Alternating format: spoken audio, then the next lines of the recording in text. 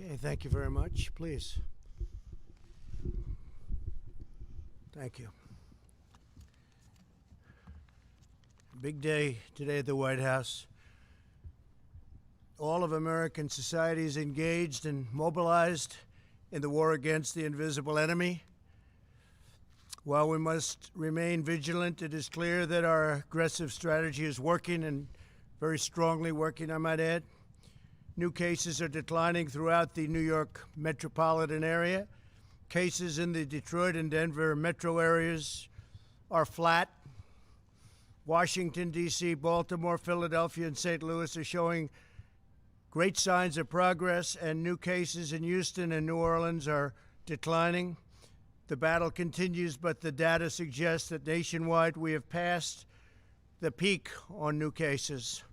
Hopefully that will continue, and we will continue to make great progress. These encouraging developments have put us in a very strong position to finalize guidelines for states on reopening the country, which we'll be announcing. We're going to be talking about that tomorrow. We'll be having a news conference tomorrow sometime during the afternoon. We're going to be announcing guidelines, and we'll be talking about various states, and it's very exciting.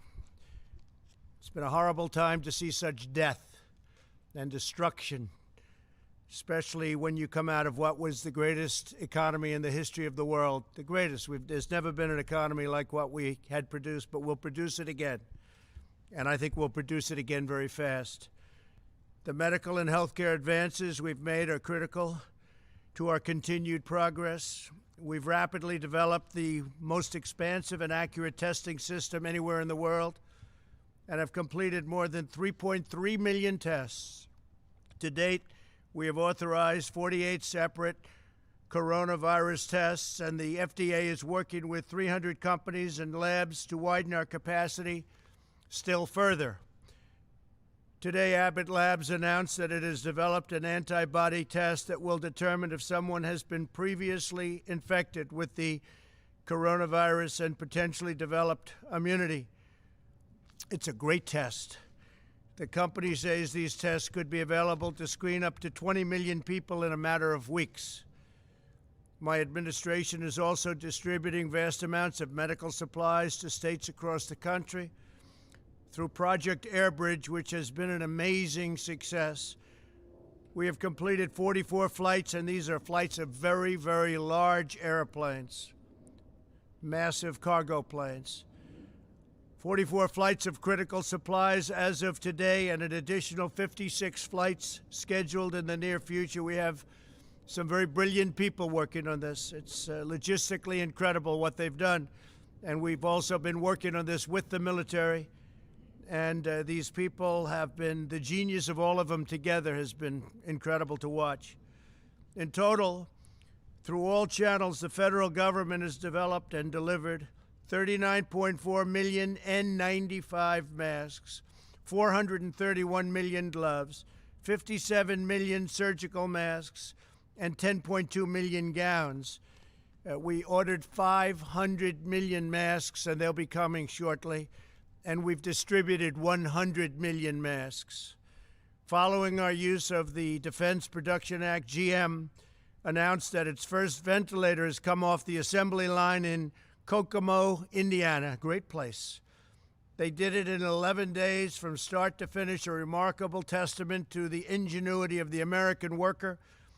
GM will ship over 600 ventilators this month alone, with thousands more to come, and we have other companies doing something similar. And I think they said that there's a brief clip that we have of General Motors sent to us by General Motors, and I think they might be wanting to play that for your benefit, please.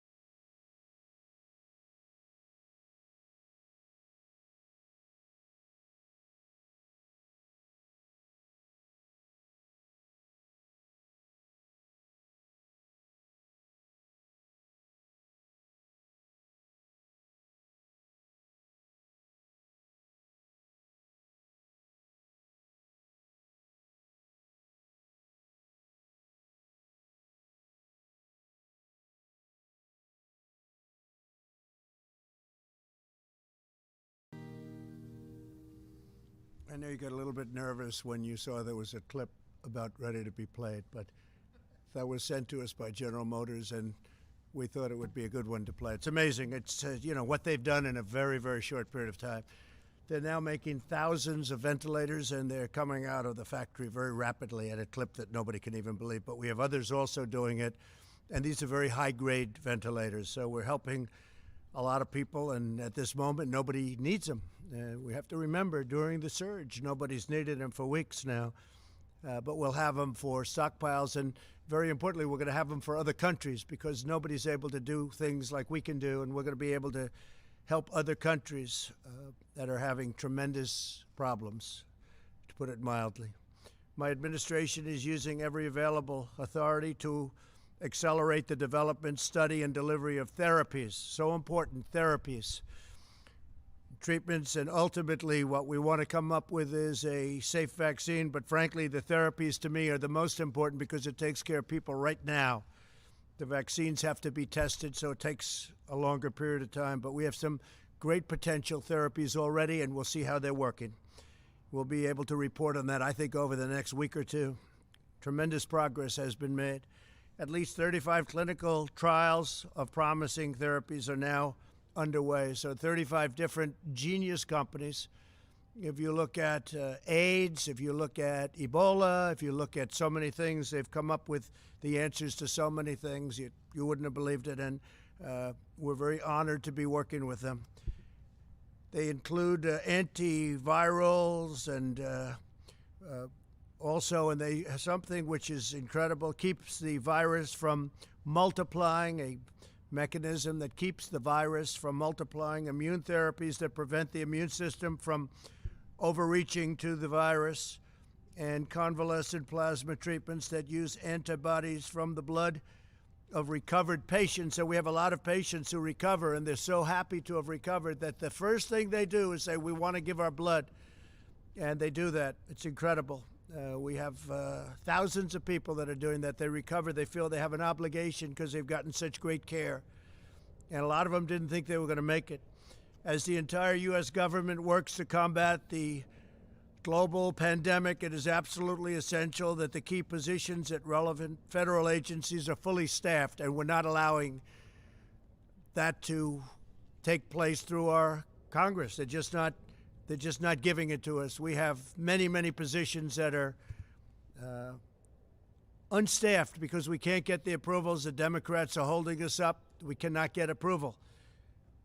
We've gotten judges because we go through the process. I guess we're up to 448 federal judges, and that we've gotten because we focus on it. We take the maximum time, because no matter who the judge is, they take vast numbers of days and hours to approve, and leaves no time left for others. Very unfair system.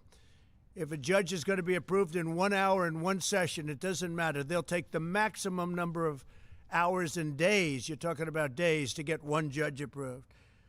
And we're close to 250 judges, but because of the way they're doing it, there's no time for anybody else, and many of these people have been waiting for 2.5 years.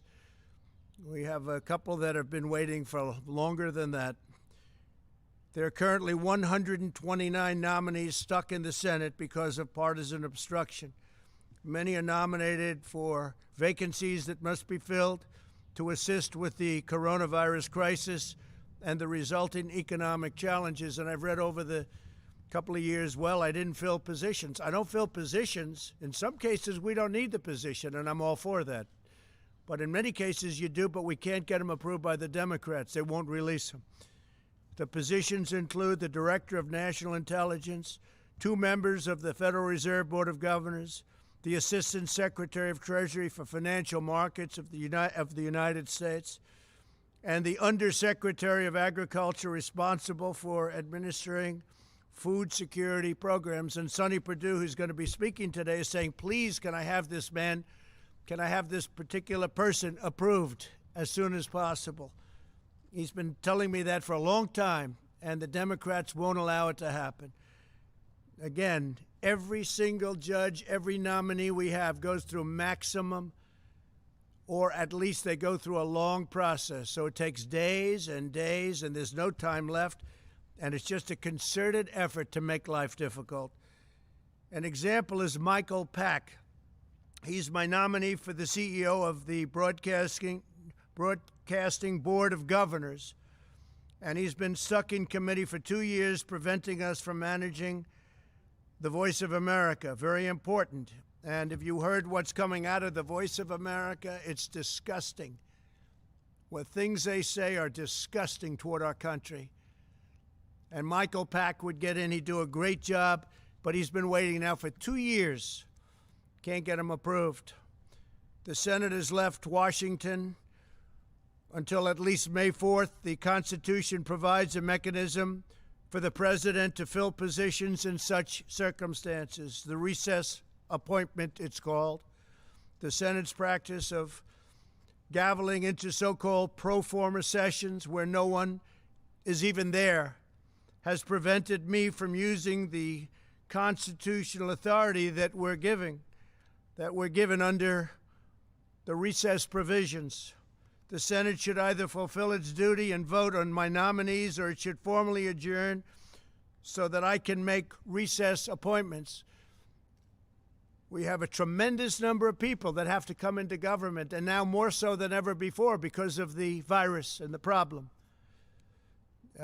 We have to do it, and we have to do whatever we have to do. They've made it very, very difficult to run government. I don't think any administration has done anywhere near what we've done in 3.5 years. But every block, every week, they put up roadblocks. Whether it's Russia, or whether it's impeachment hoax, or whatever it may be, it's always roadblocks and a waste of time. If the House will not agree to that adjournment, I will exercise my constitutional authority to adjourn both chambers of Congress. The current practice of leaving town while conducting phony pro forma sessions is a dereliction of duty that the American people cannot afford during this crisis. It is a scam, what they do. It's a scam, and everybody knows it, and it's been that way for a long time. And perhaps it's never done before. It's never been done before. Nobody's even sure if it has, but we're going to do it. We need these people here. We need people for this crisis, and we don't want to play any more political games. I've been waiting for 2.5 years, 3 years for some of these people, and they're great people. They left law firms. They left jobs. They gave up everything to do it, and they've been waiting for 3 years, 2.5 years, 2 years, 1 year to get approved. It's ridiculous. And everyone knows they're going to be approved. But there's only so many hours in the day when you go through judges and you go through lengthy hearings on judges that they know should be approved immediately, and they could do it in one session, and they could do it in 1 hour. And instead it takes them many days.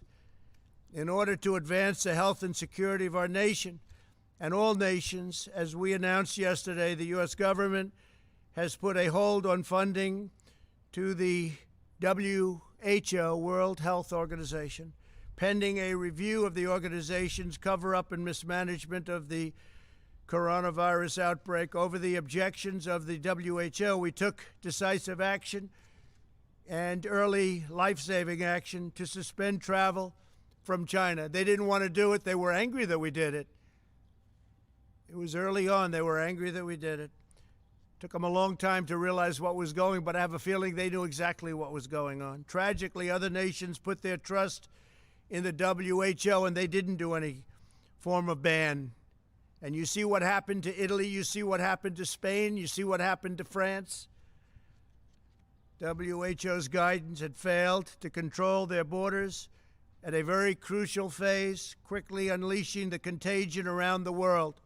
That was a horrible, tragic mistake, or perhaps they knew. I'm sure they didn't know the gravity of it, but perhaps they knew. Because if they knew the gravity, that would be an even worse offense.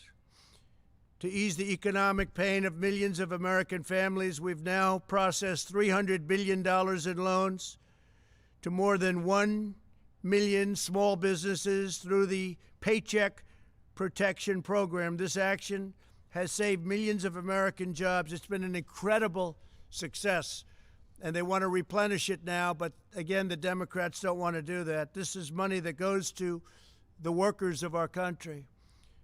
Phase one was $350 billion, and now phase two, we want to do $250 billion. This goes to workers, and it goes to small businesses, so we can save all the small businesses around our nation. Mike McFarland from Nebraska recently said this historic relief has been a godsend for his small factory and the 136 Americans who work there. Save those jobs.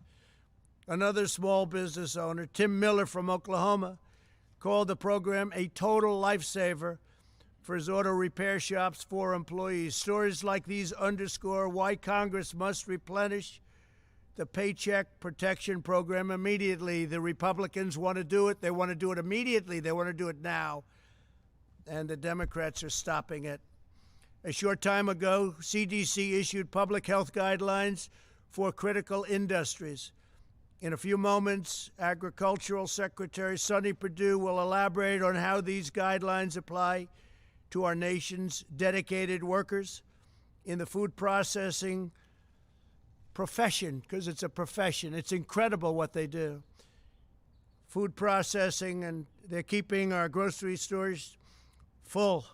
The shelves are not bare like the shelves that I inherited when we took over the stockpile, the medical stockpile, where the shelves were bare. The cupboard was bare, I say. Tomorrow I'll also be leading a call with elected officials who will consult with my administration as we work to restore our economy to full speed. And we really think with all of the stimulus and all of the pent-up demand, we're going to have an economy that really comes back quickly, and would like to see it more than match what we had before. What we had before was a miracle, and we think this is going to be even more than a miracle. We're going to do it because we have the greatest people in the world. We'll also be speaking to America's governors tomorrow, and then we'll be announcing exactly what's happening. You already know we'll be opening up states, some states much sooner than others. And we think some of the states can actually open up before the deadline of May 1st. And I think that that will be a very exciting time indeed. Governors are looking forward. They're chomping at the bit to get going. Again, not all states are the same. They're very different. Some are having very little problem. Some have done such a good job that they have very little problem, and they're ready to go. So Vice President Pence and I will be speaking with the governors tomorrow. We'll be discussing procedures. Today I spoke with the leaders of many of our nation's most renowned companies and organizations on how to achieve the full resurgence of the American economy. My discussions included top leaders in health and health care, transportation, technology, financial services, food, beverages, hospitality, real estate, retail, agriculture, construction, energy, labor, manufacturing, and sports industries. We want to get our country open again. We want to have our sports leagues open. You want to watch sports. It's important. We miss sports. We miss everything. We want to get back. These experts and innovators provided extremely productive feedback on how to safely reboot our economy. They gave us a lot of great ideas. We spoke to a lot of very, very smart people. The highest of the high tech. The level of IQ on some of those calls was about the highest you've ever seen on a phone call, that I can tell you.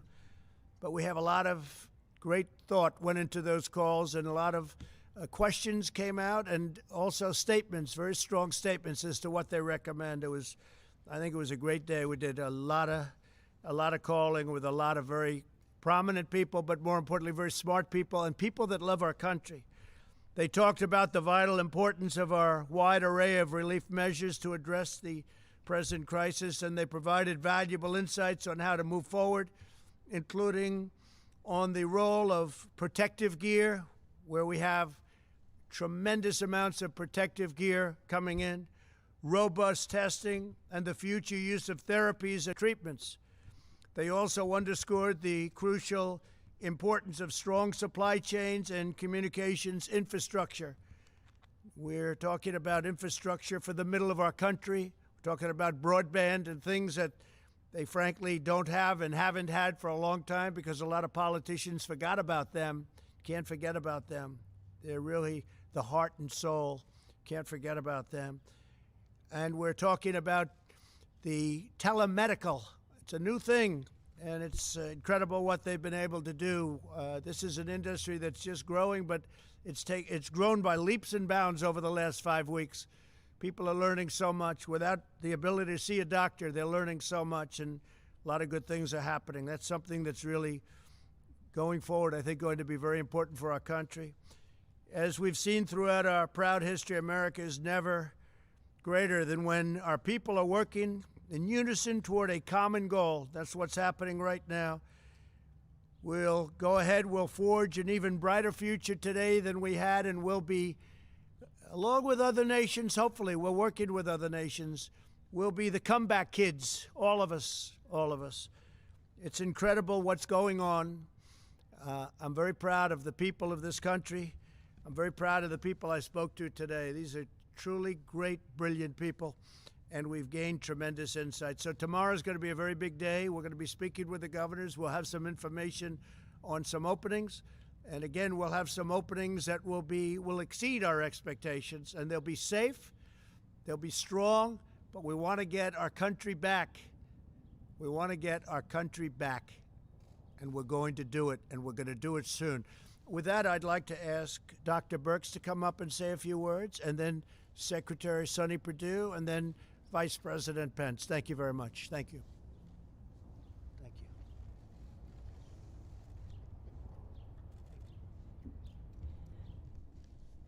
Thank you, Mr. President, and thank you for summarizing the states and what we're seeing. So over the last 5 to 6 days, we've seen declines in cases across the country, and this has been very reassuring for us. At the same time, we know that mortality and the fatalities that we're facing across the United States continue. We know the number of people who are still in the hospitals, in the ICUs, and we want to continue to recognize the healthcare workers who are on the front lines and really recognize how low the United States case fatality rates are compared to other countries. And this is really due not only to our technology, but how that technology is utilized to save lives. At the same time, I'm inspired by the American people who continue social distancing. These cases continue to decline because of the strong work of the American people. Also wanted to let you know that we do have 9 states that have less than 1,000 cases and less than 30 new cases per day. So we're looking at states and metro areas as individual areas. We talked before how each of these curves are different.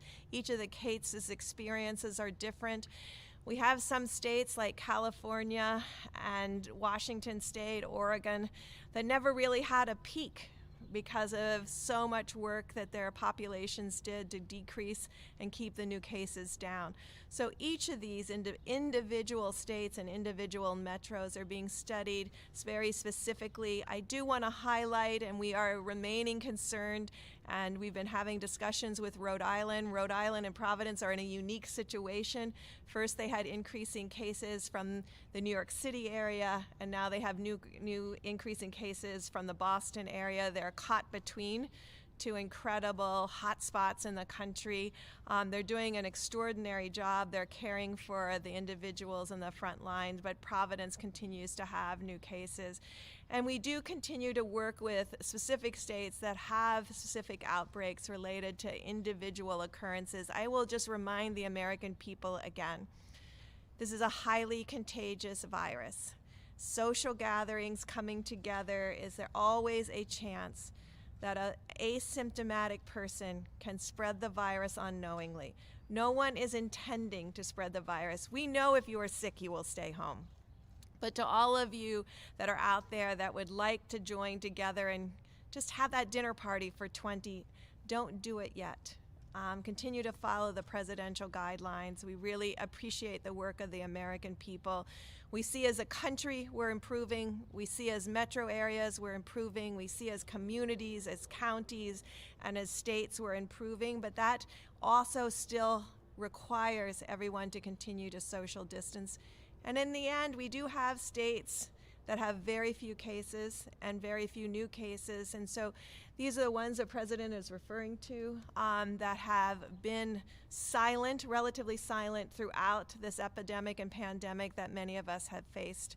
And so these are the groups we're working with very specifically, and each of these governors and each of these mayors will have to make decisions after generalized guidelines are put out so that they can do what's best for their communities. They are at the front line. And I wanted to conclude by really thanking my PEPFAR teams around the world who have been working tirelessly throughout the world to ensure that Africa and Asia doesn't experience this level of infections that we have seen here. They've turned over their capacities from their embassies. Our U.S. hires throughout the world, our ambassadors, are still on the front line with our local staff, working with ministries of health to confront this virus around the globe. And I assure you that they are continuing to invest in the health structures, the laboratory, and the frontline care to ensure that all of the work that we have done against TB, HIV, and malaria continues, but that we use our capacity, our laboratories, our clinics, our hospitals that have been built by the American people and the generosity of the American people to really combat this COVID-19 around the globe. Thank you. Thank you very much. Thank you, Doctor. Sonny, please.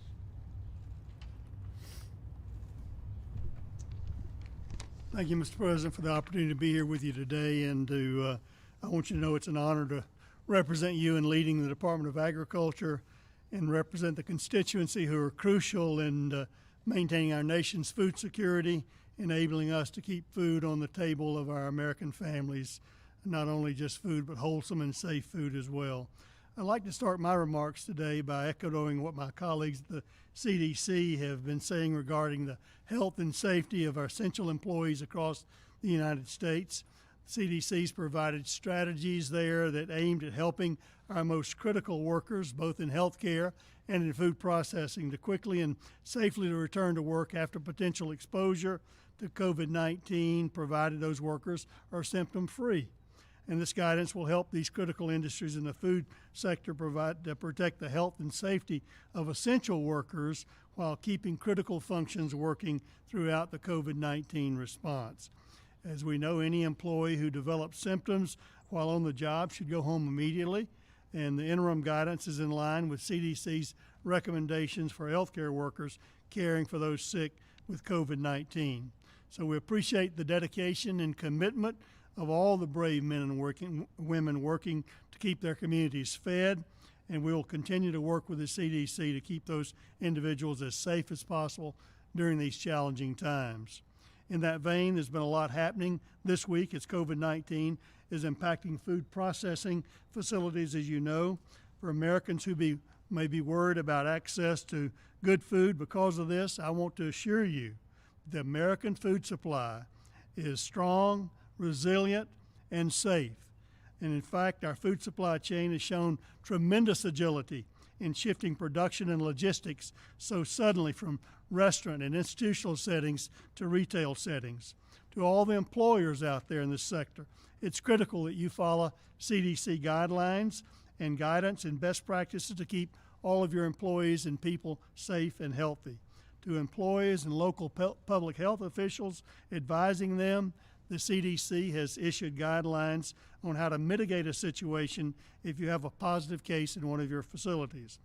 We need our local health authorities and our state health authorities to do everything they can to balance the demand of keeping our facilities operational and our critical industries going, while at the same time keeping the health and safety of employees as a top priority, as well as our communities. So I want to also take this time to thank all of our critical essential food supply chain workers. The entire country is counting on these patriotic individuals by doing the work in our food supply chain. These dedicated workers include obviously farmers and producers, but also processors, truckers, and grocery store workers, as you know. America's depending on what you have, the food we need to feed our families, and you're the ones who are making that happen. Thank you.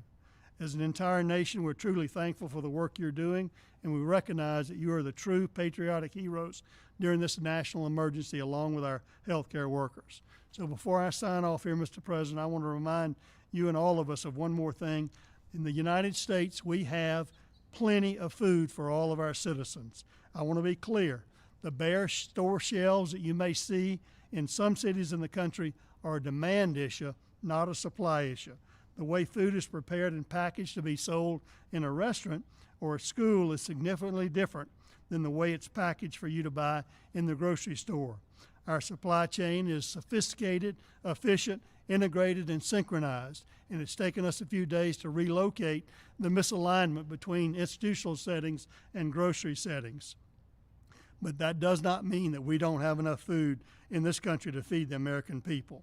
You might think of it as an interstate when it's flowing along well, and you have a crash at one place, it backs up, and that's what's happened in the food supply chain, but we're working through that. Yet through all this, our food supply chain has proven to be very resilient, just like the American people. To the extent we have challenges, we have and continue to need to work through it all together, and we can and we will get through this with a whole of American approach, Mr. President, a critical partnership between state and local health officials, a management of companies, and the employees, and we will meet any challenges we face by working together. Thank you, sir, for the opportunity. Thank you very much. And before the Vice President comes up, I just wanted to say, speaking of Sonny, China has paid us billions of dollars, many, many billions of dollars in tariffs, which we've distributed some to the farmers because they were targeted. We have many billions of dollars being held by Sonny, and I've told him to distribute much of that money to the farmers. Our farmers were targeted, and now they're benefiting by the amount that they were targeted. And we are very honored to do that. And Sonny, you're going to start that process very soon. You'll let the farmers know. Nobody can take advantage of our farmers. So we have a lot of money that we've taken in from China. We're going to be distributing that money from Sonny to the farmers. And there's tremendous money over and above that. That money was paid directly into the Treasury of the United States. This has never happened to China before. They never gave us 10 cents. Now they're paying us billions of dollars, and we appreciate it. So thank you very much, Sonny. Great job. Please. Mike, please.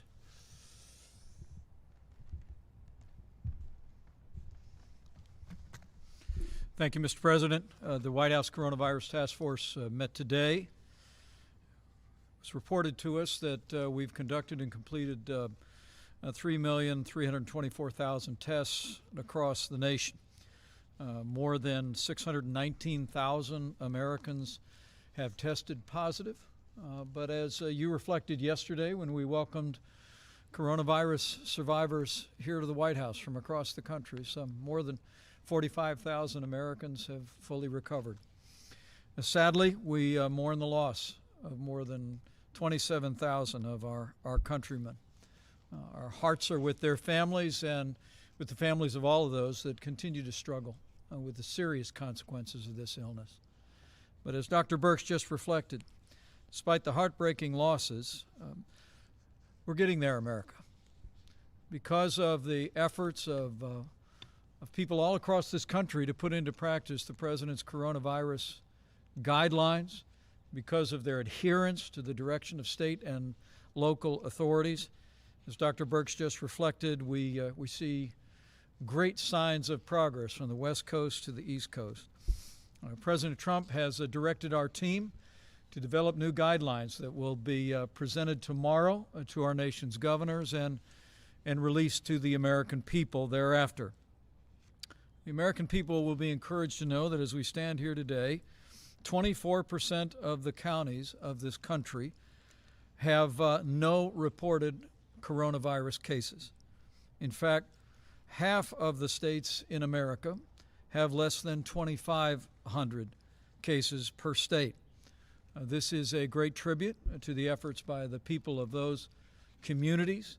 But as the President suggested, when we unveil the guidelines that the team has been working to present tomorrow to our nation's governors, we're going to reflect on the fact that, as the President said, there will be areas of the country that will require continued mitigation and strong efforts, and there will be other areas of the country that will be given guidance for greater flexibility. And the President has so directed our team. When we think of more than 619,000 Americans having tested positive, more than 45,000 having recovered, we wanted to announce today that the FDA recently announced efforts to facilitate the development and access to convalescent plasma. Mr. President, you've spoken about this. People who have recovered from the coronavirus have antibodies in your bloodstream that can attack the virus. The Mayo Clinic today is working with the Red Cross to make sure that coronavirus patients have access to the convalescent plasma treatments, and over 1,000 institutions across America have already joined this program. And we want to urge every American who has recovered from the coronavirus for at least 2 and preferably 4 weeks to contact your local blood or plasma donation center and arrange to donate.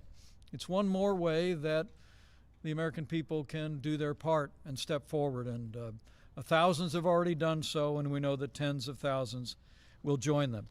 On the subject of supplies, Mr. President, I'll be very brief because you detailed a great amount. As the President mentioned, the air bridge has completed 44 flights, 56 more are scheduled. But on the subject of facial masks, which are so important for the protection of critical infrastructure, I'm pleased to report that the average daily delivery through the commercial network through our air bridge is 22 million facial masks coming into the marketplace. The average inventory in the network over a 7-day period is 80 million masks. And FEMA is actually working as we speak to move facial masks to priority infrastructure, food supply, first responders.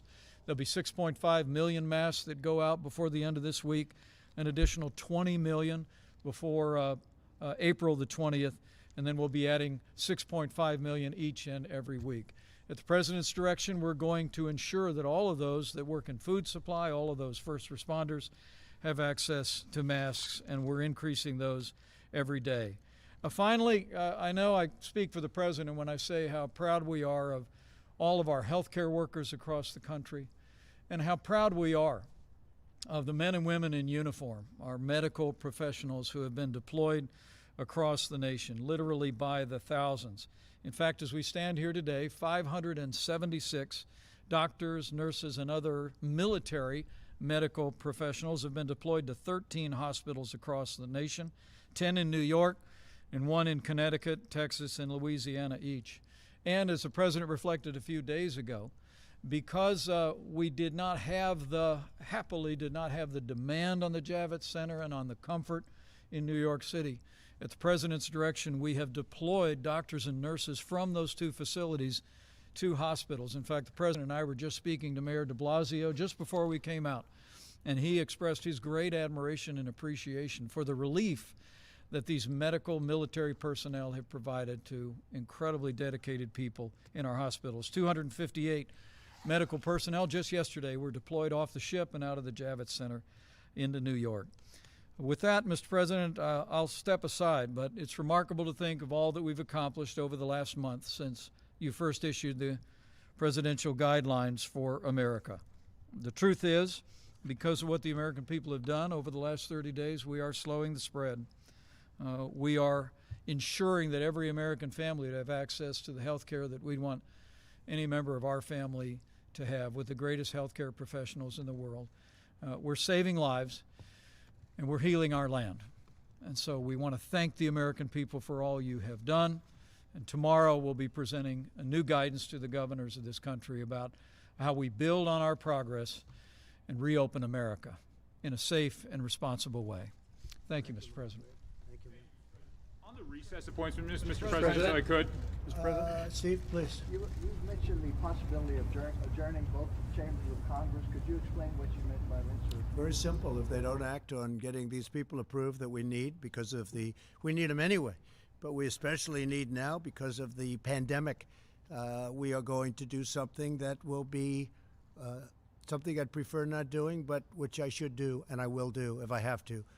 Caitlin, go ahead. Two questions for you. One, on a call with business leaders today, they said testing has got to be ramped up significantly before they feel comfortable reopening their stores, their restaurants, Sure. and whatnot. Isn't that what health officials and state governors have been? It's what I want to, and we have great tests, and we want the states to administer these tests for the most part. but we're standing behind them. We have great tests. We've done more testing now than any country, as you know, in the world by far. We have the best tests of any country in the world. Nobody has the quality of tests. If you look at Abbott, what they've come up with in a short period of time, they've been incredible. Roche has been incredible. We have the best tests in the world, and we will be working very much with the governors of the states. We want them to do it. We're not going to be running a parking lot in Arkansas. We're not going to be running a parking lot where you have a Walmart, which has been great, by the way. Walmart has done a fantastic job, but where you have a testing center and running that from Washington, D.C. The states are much better equipped to do it.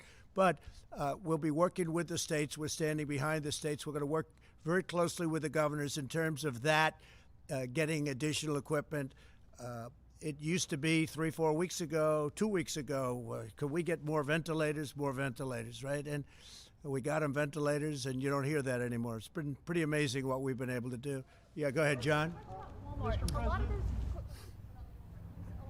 testing centers are still for first responders, healthcare workers who have symptoms only. When is it going to be widespread enough to where these companies can feel comfortable being open? Will that? Well, I think the companies will determine that, and the governors will determine that, and the federal government will do. And if we're not happy, we'll take very strong action against a state or a governor. If we're not happy with the job a governor's doing, we'll let them know about it. And as you know, we have very strong action we can take, including a close down. But we don't want to do that. We're working with the governors, and we're working closely with the governors. The relationship has been very good. Vice President has had a lot of conversations over the last 2 weeks with either 50 or almost 50 governors on every conversation, and they've been really positive conversations.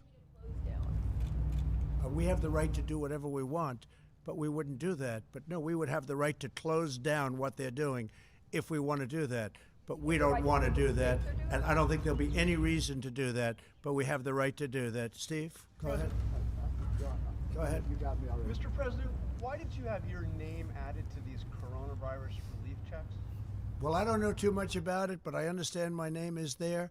I don't know where they're going, how they're going. I do understand it's not delaying anything, and I'm satisfied with that. I don't imagine it's a big deal. I'm sure people will be very happy to get a big, fat, beautiful check, and my name is on it. Yeah, go ahead, please. Mr. President, Go ahead, please. presidents never Please. did this. Why are Please, go ahead. Thank you, Mr. President. Dr. Burks just said that Rhode Island is seeing an increase in cases from people that are coming from Boston and New York. You just said you'd like to reopen some states before May 1. How will you stop a second spike in cases if people are traveling between states? How will you control the flow of people? Well, the governors can control that flow, as an example. In fact, I just saw a little while ago it was reported that certain borders are being controlled already by states. They're starting to take control of their borders, which is good. So they'll be controlling. They may do testing for people wanting to come in. I'd read that about Rhode Island, so they have to watch it. They have to be very careful. Yeah, please, in the back. Thank you, Mr. President, about reopening the country again. You said, along with other nations, what form would it take? Are you considering also relaxing the border between Canada and the U.S.? So our relationship with Canada is very good. We'll talk about that. It will be one of the early borders to be released. Canada's doing well. We're doing well. We'll see. But at some point, we'll be doing that. In the meantime, nations that are heavily infected, we have a lot of nations that are heavily infected. Some are getting better. Some are still on the way up, unfortunately. We're keeping very strong borders with those nations. But with Canada, we are talking about different things. Yeah, please. Mr. President, you said the evidence suggests that nationwide we have passed the peak on new cases. What's your evidence for that? What are the numbers saying? Well, all we're doing is looking at the numbers. We're looking at our graphs. We're looking at our models. We're getting a great response from Deborah and from Tony and from many of the professionals that are working. We have great professionals working with us.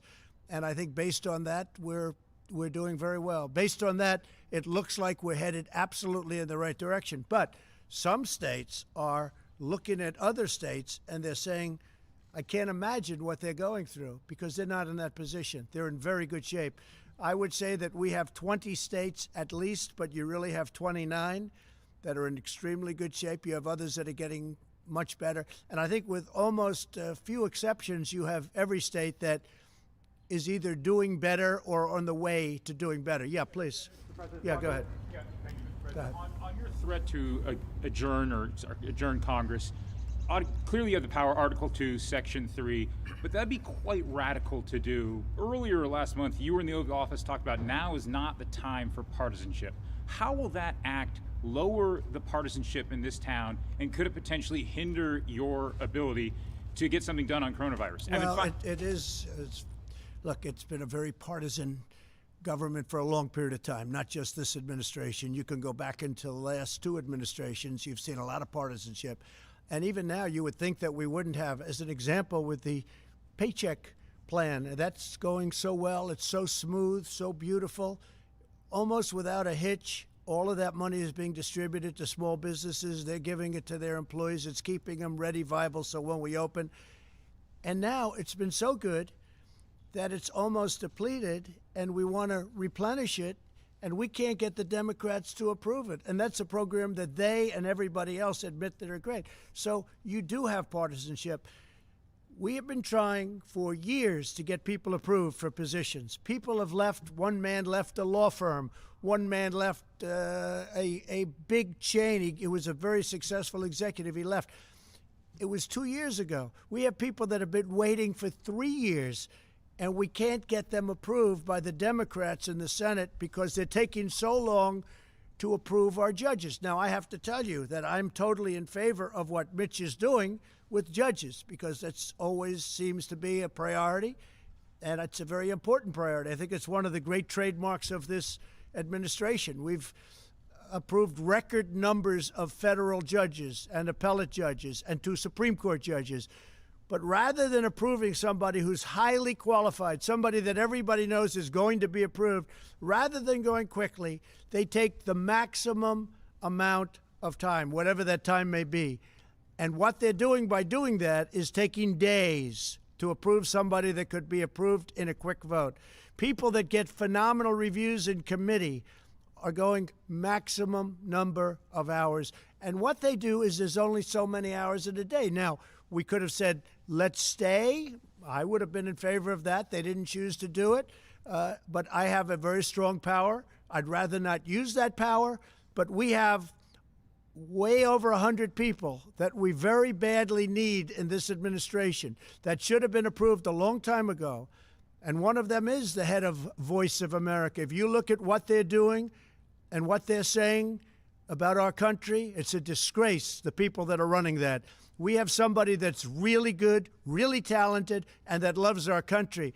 And I want to get these people approved. That's one of many. We have professionals. Sonny, you've been waiting for, how long have you been waiting for the man that we're talking about coming in? 2.5 years. So Sonny Perdue just happens to be here talking about something else. So you've been waiting for one of the most important positions as Secretary of Agriculture is the position. It's distribution. We need it now. We're talking about shelves. We're talking about cupboards. He needs it. He's been waiting. He didn't know he was going to get this question. You've been waiting 2.5 years. The person is exceptional. That person left a very good job. And it's embarrassing to me. He'll say, do you think you'll get that man approved? He's been saying that to me for a long time. It's because of the Democrats. And what we're doing is, and I think anybody here would do it, judges are a priority. A federal judge who's going to sit for 50 years, potentially, a young judge going to be sitting for, that's always going to have to be a priority.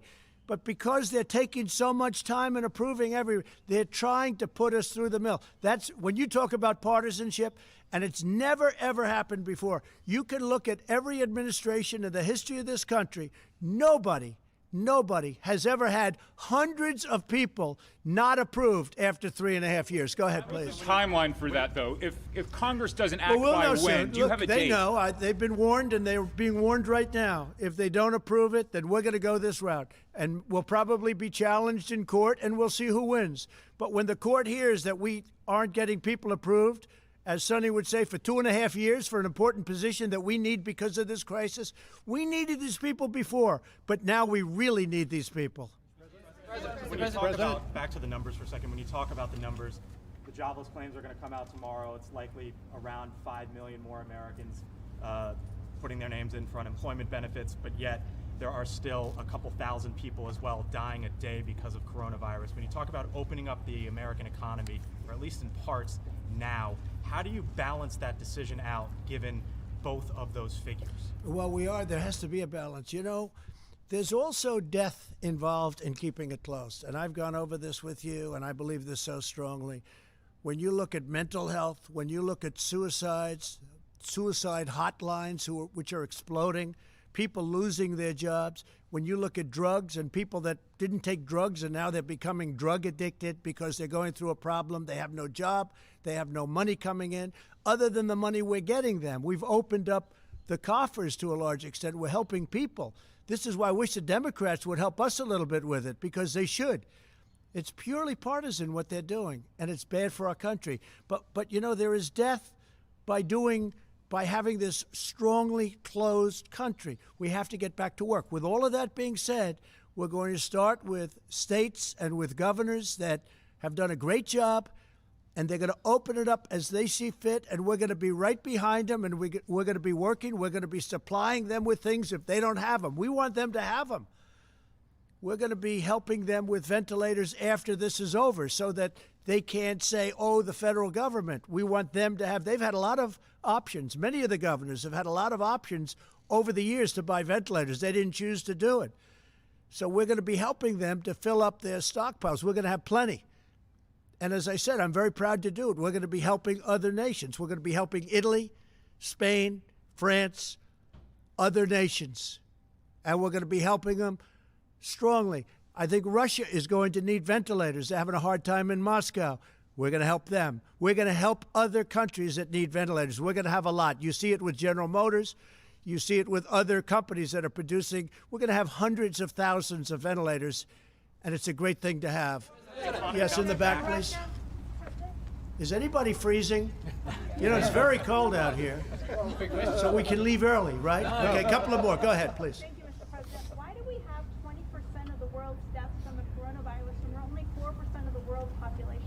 Well, you don't know what you have. Do you think you're getting honest numbers from some of these countries? Do you really believe those numbers in this vast country called China, and that they have a certain number of cases and a certain number of deaths? Does anybody really believe that? Here's the story. We report everything. We're reporting the cases, and our reporting is good. We're reporting every death. In fact, I see this morning where New York added 3,000 deaths because they died, and they're now saying, rather than it was a heart attack, they're saying it was a heart attack caused by this, so they're adding. If you look at it, that's it. And everything we have is documented, reported. And what they are doing is, just in case, they're calling it this, and that's okay. That's okay. But we have more cases because we do more reporting. We have more cases because everything is down. But does anybody really believe the numbers of some of these countries that you've been watching and you've been reporting on, and then it's like they didn't have the big thing? There have been some really, really bad, heavily in really some countries that are in big, big trouble, and they're not reporting the facts. And that's up to them. All I know is we report the facts, and we're a country that's getting better. John, go ahead.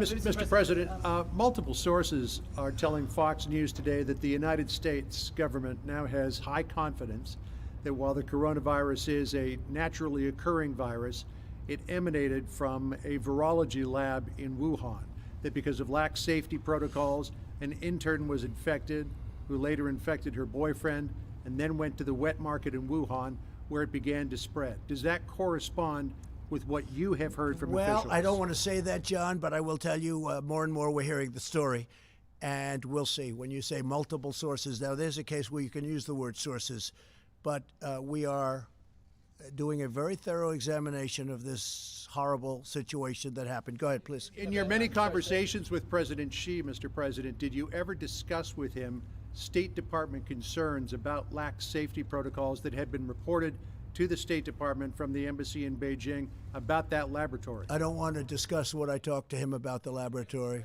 I just don't want to discuss it. It's inappropriate right now. Please, go ahead in the back. Tim Arvia from Channel 9 Australia. There have been calls in our country for Prime Minister Scott Morrison to make funding for WHO conditional on reforms to the organisation. Wanted to get your thoughts on that, and if you had any advice for Mr. Morrison. Look, I feel very badly about the World Health Organization, but it's been a tool of China. It's been, as I say, totally China-centric. you take a look at everything that's happened, they've been wrong. I was all for it at the beginning. What do I know? I walked in, I said, World Health Organization, isn't that wonderful? And then you start to see all the mistakes. They didn't want us to close our borders to China, to Wuhan, specifically. They didn't want our borders closed. You take a look, Mike was there, we're all there, and they're criticizing me for closing the border. I did that very early. By the way, I did that very early while Nancy Pelosi was trying to have in San Francisco parties in Chinatown because she thought it would be great. She wanted to show that this thing doesn't exist. These are people, I'll tell you, we have some politicians on the other side that don't know what they're doing. If you look at timelines, you got to look at some timelines.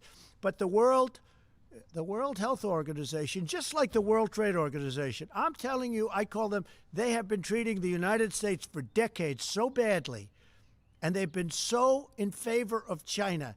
China took off when it joined the World Trade Organization because of what's happened. Think of it. They're considered a developing nation, and because they're and we're not. Well, we're a developing nation too in my book, okay? We're developing too. But the fact is, we have been treated so badly by these organizations, and believe me, I'm looking at that one too. We're winning a lot of lawsuits right now that we never won before in the past. We're winning a lot of money that we never won in the past. That's with the World Trade. But with the World Health Organization, what's happened there is a disgrace. Here's the other thing. We pay $400 to $500 million a year. China's paying $38, $39, and $40 million a year. And it's like they control this group. I could do that too if I want to devote full time to it or have some very capable people dealing with Dr. Tedros, okay? I could do it too. I could do very well with that. But there's something going on. There's something going on that's very bad. Now, the $500 million that we save, we're going to make a determination over a little period of time. But they're going to either have to make massive changes. I don't even know if they're going to be able to do that. Or we're going to give money to people. We want to help people. You know, what we do in Africa with AIDS, people have no idea what we do and the money we spent. We were talking about it the other day, Doctor. We are spending billions of dollars to help people. In the case of one that Dr. Birx is very much involved in, AIDS, billions of dollars. And you know what? It's a great thing. Nobody talks about it. Nobody gives us credit. We do that, and we do it very directly. But we're spending billions of dollars to help people live, and all over the world. But we're spending $500 million to the World Health Organization, and there's something very bad going on. And you know what? I've gotten very much involved. It's been going on for a long period of time, and we don't want to be the suckers anymore.